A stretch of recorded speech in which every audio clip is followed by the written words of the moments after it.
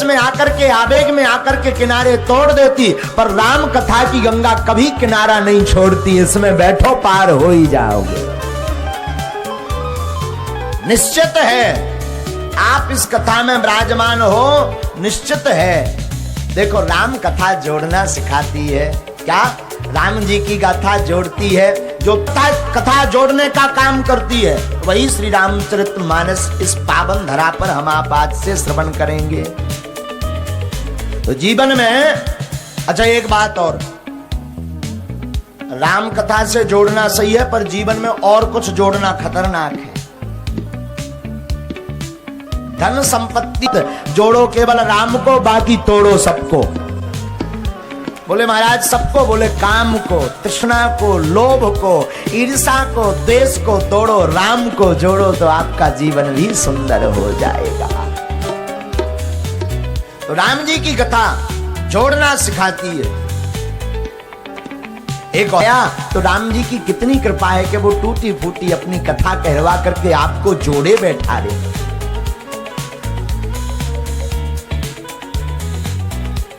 महाराज जी यहाँ विद्वान विराजमान है।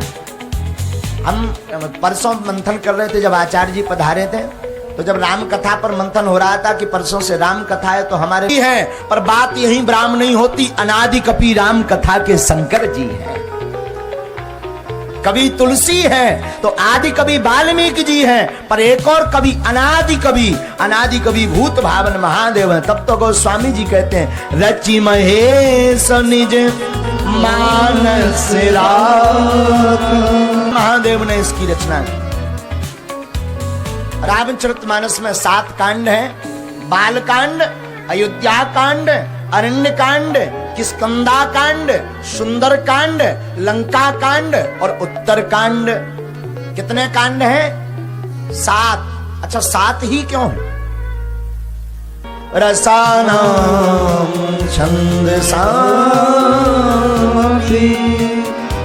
मंगिलानां च कर्तारो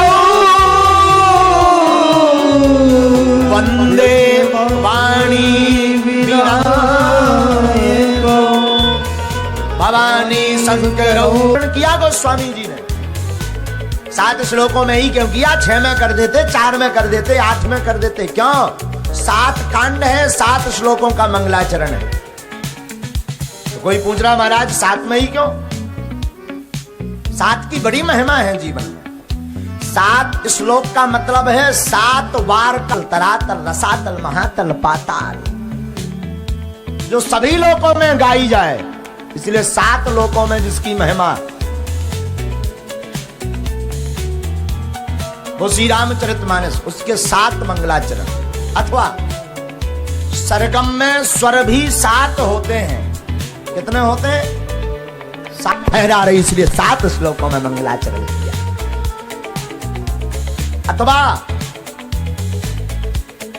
समुद्र कितने हैं पृथ्वी पर? 7। और सभी समुद्र की भांति गहरी राम कथा है।